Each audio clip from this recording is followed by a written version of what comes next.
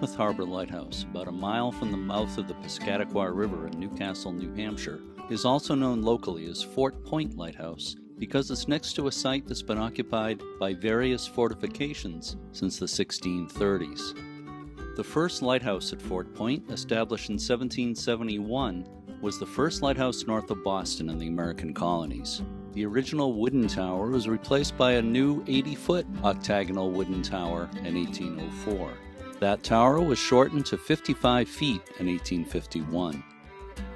Joshua Kenny Card, a local man who was born in Newcastle in 1822, became the keeper in 1874. Card had gone to sea on a fishing schooner at the age of 12, and he worked at sea as a fisherman until the late 1840s, traveling as far south as Cuba. He worked at the Portsmouth Naval Shipyard for a while, and then established the Newcastle Express, a stagecoach line between the city of Portsmouth and the town of Newcastle. In 1867, Card was offered the position of keeper at Boone Island Lighthouse, a barren outpost more than 10 miles off the coast of southern Maine.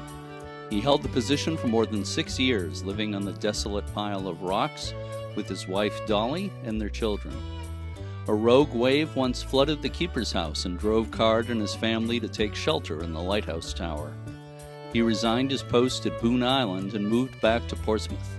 When the position of keeper at his hometown lighthouse became available, he asked for it and was quickly appointed. The lighthouse stood outside the walls of Fort Constitution, and at first Card and his family lived in a house that was hundreds of feet from the lighthouse. The old wooden lighthouse was replaced by a 48-foot cast iron lighthouse tower in 1878.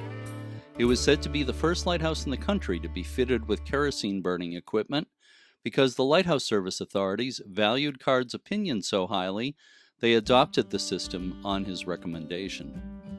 Card's wife Dolly died in 1884. The keeper's house was eventually moved much closer to the lighthouse in 1906, and the tower was reached by a walkway across the rocks. During his long 35-year stay, Card became known as the most remarkable resident of Newcastle. He was described as tall and handsome, with features that were ignited with intelligence and kindly humor. He was said to possess rare powers of observation and expression, and a newspaper reporter wrote that it was a rare treat to listen to him talk of Newcastle in earlier days. He was fond of telling visitors to the lighthouse that the K on his uniform lapels stood for captain. Of course it stood for keeper. Joshua Card retired at the age of 86 after a stroke, and he died in 1911. His obituary reported, quote, "Every man, woman, and child in Newcastle knew and respected Captain Card. He loved the town, and the townspeople loved him," unquote. He was buried on the bank of the river in the town he loved so much.